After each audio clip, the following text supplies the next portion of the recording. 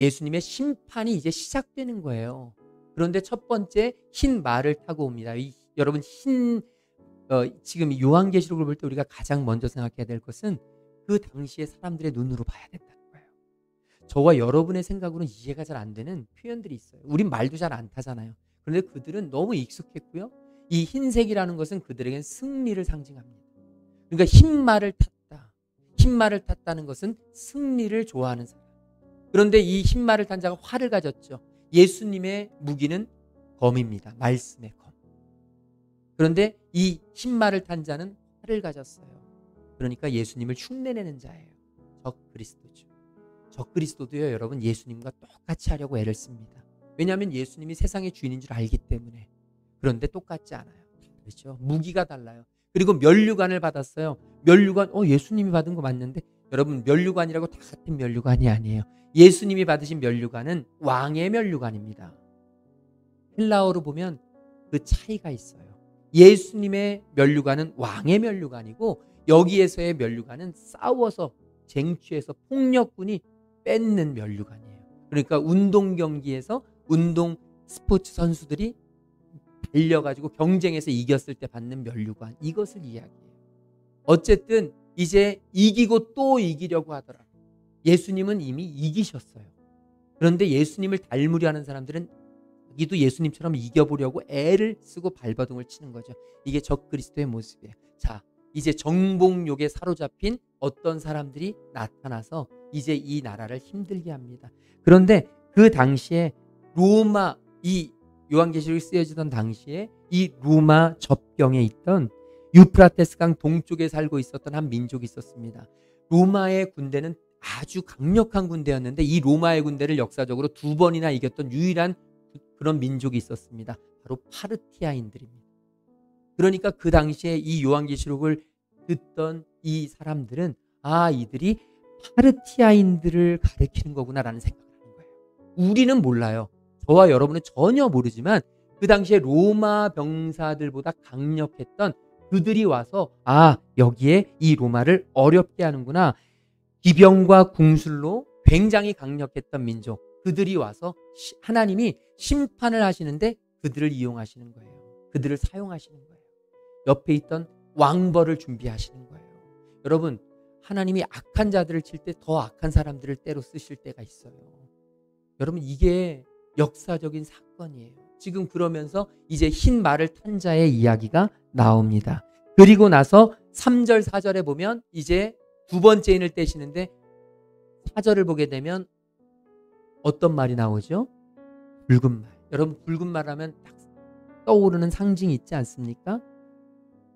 폭력과 피, 전쟁. 폭력과 피와 전쟁. 빨간 붉은 말 했더니 생각나는 게 립스틱 하시면 상당히 곤란해요. 붉은 말은 전쟁과 폭력과 피. 그러니까 이 당시에 전쟁과 폭력과 피. 로마에서 가장 많이 외쳤던 말이 뭔지 아세요? 팍스 로마나.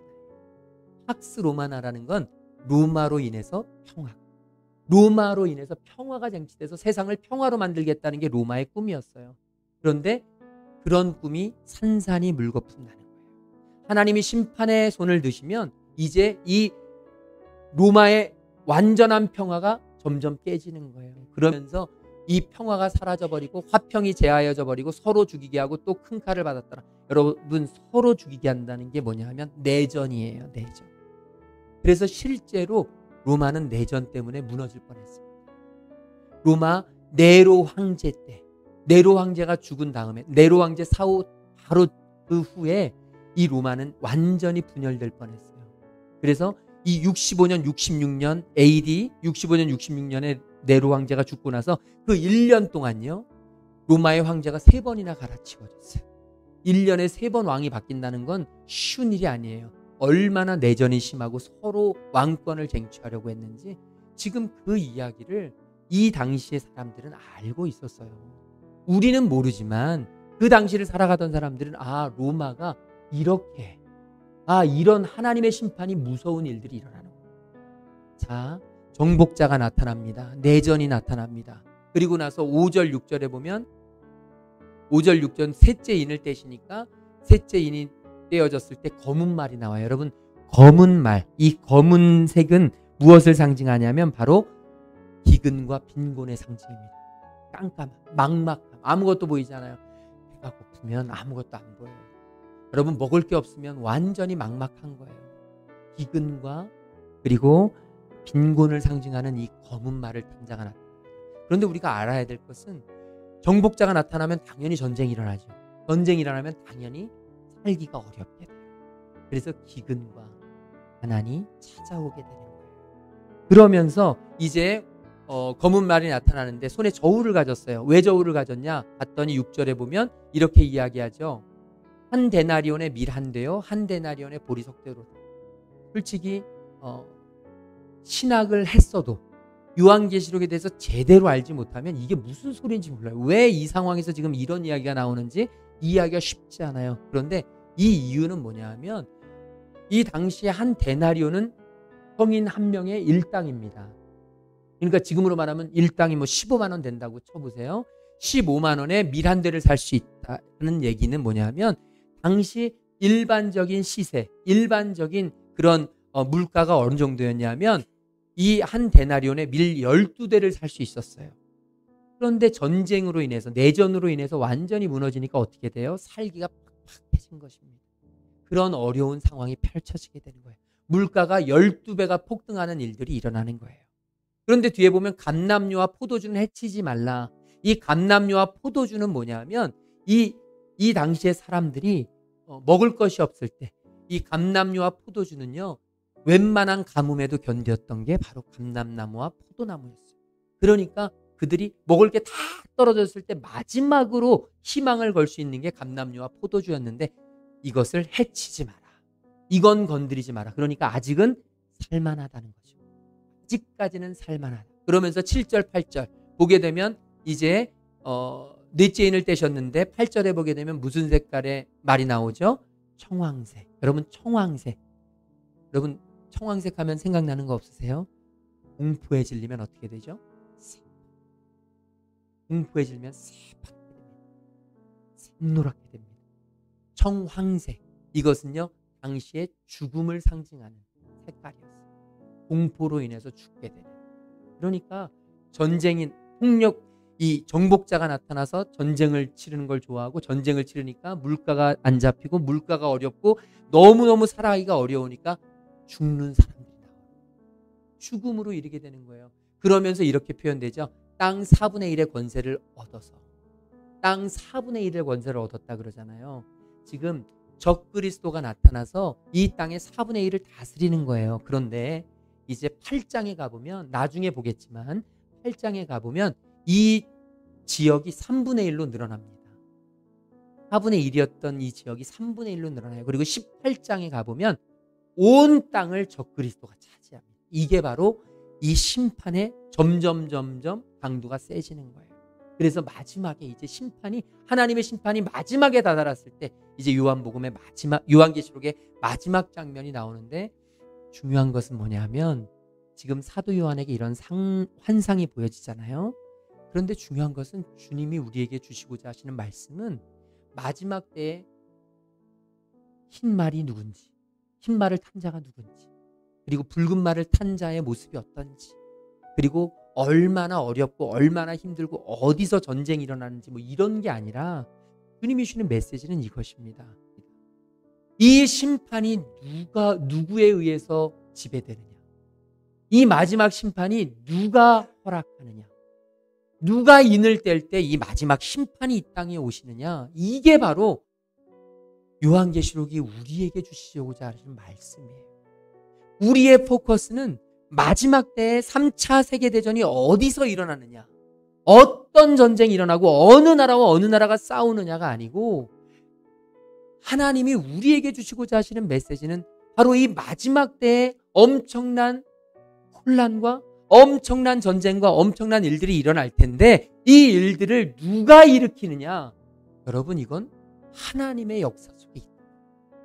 하나님이 세상의 심판의 주관자가 되신다는 거예요. 하나님이 예수님을 통해서 이 인을 떼야만 이 세상에 심판이 일어나게 된다는 사실을 우리에게 전해주시는 거예요. 또 4절 말씀에 보면 이렇게 돼 있어요. 4절 말씀을 보게 되면 붉은 말이 나오는데 그 탄자가 허락을 받았다. 뭘 받았다고요? 허락을. 누구에게요? 주님 앞에. 주님의 허락을 받아서 이런 환난을 일으키는 거예요. 그냥 자기가 스스로 하는 게 아니고 바로 주님의 허락을 받아서. 이게 아무에게나 있는 얘기가 아니에요. 주님이 허락해야만 심판이 가능한 거예요. 그러니까 오늘 저와 여러분에게 주님이 주시는 말씀은 저와 여러분의 인생이 너무너무 힘겨워 주님의 심판을 받는 것 같고, 요즘처럼 세상이 흉흉해서 정말 일어나지 말아야 될 일들이 너무나 많이 일어나서 정말 마지막 때가 아닌가 싶은 이런 흉흉한 세상이 찾아오고, 이 세상이 주님의 심판을 받는 것 아닌가 같은 그런 두려운 일들이 우리 앞에 놓여 있다 할지라도 우리가 잊지 말아야 할 것은 바로 이 역사의 주관자가 되시는 분은 누구라고요? 하나님이시라고. 하나님이 인생의 주인이시고 하나님이 역사의 주관자시고 저와 여러분의 인생은 주님의 손에 달려 있음을 오늘도 확신하시기를 주님의 이름으로 축복합니다. 하나님을 믿는 자, 하나님을 따르는 자, 하나님의 자녀들의 그 주님을 믿다가 죽게 되고 그 어렵게 되고 그 환난을 당하고 고난을 당하는 것은 이제는 고난과 환난과 저주가 아니라 이제는 축복이 될 수 있음을 보여주는 거예요. 주님의 제단 아래에 놓여 있어요. 주님의 제단 아래.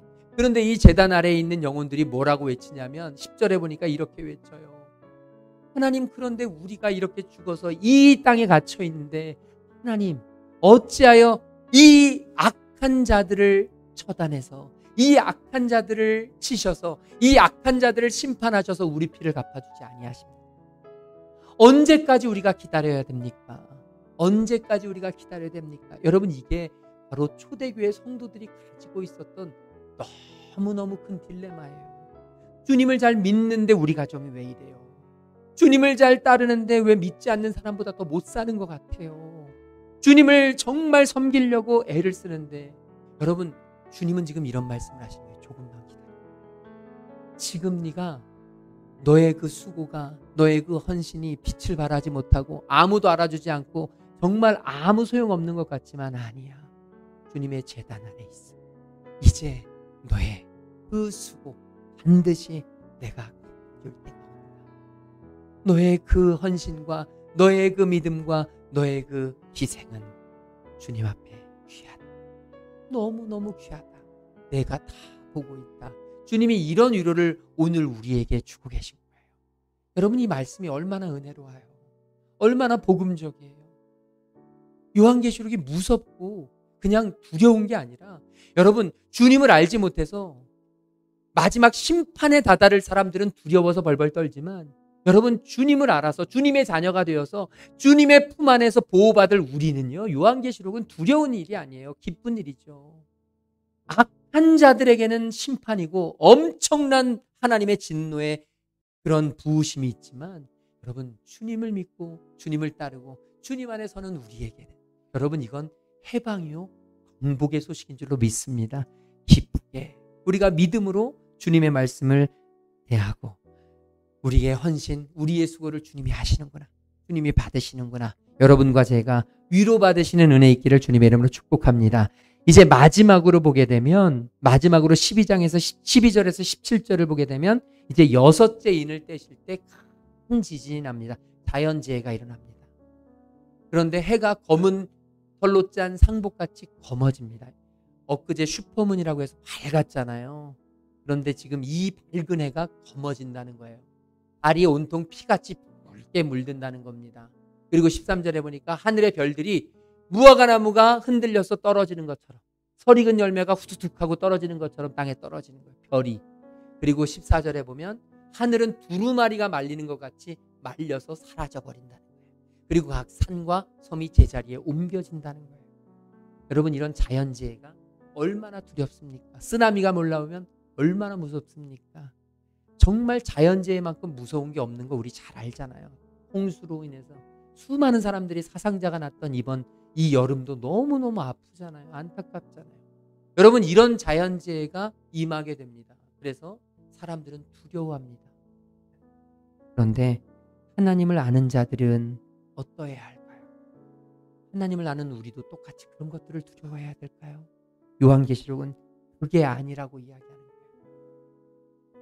세상 사람들은 핍박받지 않으려고, 박해받지 않으려고, 세상에서 조금 더 편하게 살려고, 세상에서 조금 더 안락하게 살려고, 돈을 더 많이 벌어야 되고, 더 높은 곳으로 올라야 되고, 더 안락한 생활을 위해서 노후 준비를 잘해야 되고, 세상 사람들은 여러분 그런 것들에 관심을 갖고 온통 그것들에 휩싸여 살아가지만, 하나님의 자녀인 우리가 두려워해야 될 건 바로 편안하고 안락하지 못한 생활을 하는 것이 아니라, 그 핍박과, 예수 믿는 것으로 인한 핍박과 고난과 박해와 환난을 피하려고 하다가 하나님의 무서운 심판 앞에 서는 것, 이것이 진짜 두려워야 돼요.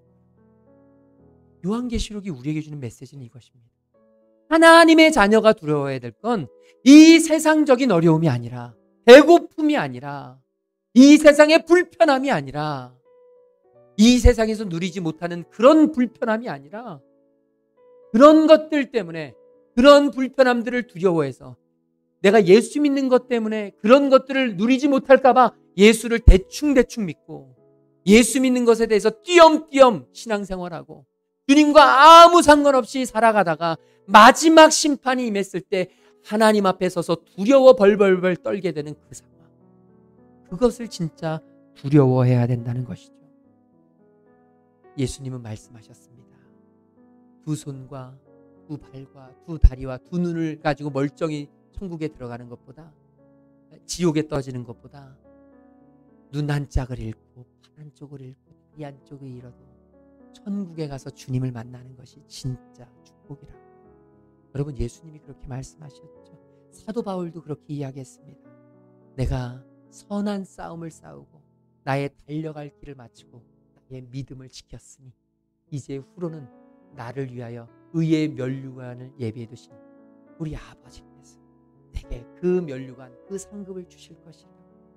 여러분, 그래서 사도 바울은 그렇게 달려갈 수 있었고, 이 초대교회에 순교했던 수많은 영혼들도 바로 그 믿음이 있습니다. 주님이 나를 하시겠다. 주님이 나의 모든 아픔과 상처를 다 치유해 주시고 갚아주실 것이기 때문에. 우리 사랑하는 하나님의 성도님들, 우리 사랑의 빛 제자들교회 모든 성도들, 이 세상에서 누리는 것 좋죠. 이 세상에서 누리는 것도 필요하죠. 이 세상에서 누릴 수 있는 만큼 누리는 것 감사하고 기쁜 일이죠. 그런데 여러분, 우리가 진짜 두려워해야 될 것은 있습니다. 주님 앞에 갔을 때 세상 사람들과 똑같은 고민을 하게 된다면 그건 두려워해야 합니다. 하나님의 심판이 나에게도 임한다. 하나님의 심판이 나에게도 떨어진다면 하나님은 하나님의 자녀들을 우산으로 덮어주실 것입니다. 심판의 때에 하나님은 하나님의 백성들을 품에 품어주실 것입니다. 그런데 우리가 하나님의 품에 안길 것을 의심하고 있다면, 우리가 하나님의 우산 아래 있을 것을 의심하고 있다면, 여러분, 이건 진짜 두려워해야 될 일입니다. 진짜 두려워서 하나님 앞에 회개하며 기도해야 될 일입니다. 오늘 저와 여러분, 진짜 두려워해야 할 것을 두려워할 수 있는 하나님의 자녀 되어서 이 한 주간도 믿음으로, 순교적인 삶으로 승리하는 저와 여러분 되시기를 주님의 이름으로 축복합니다.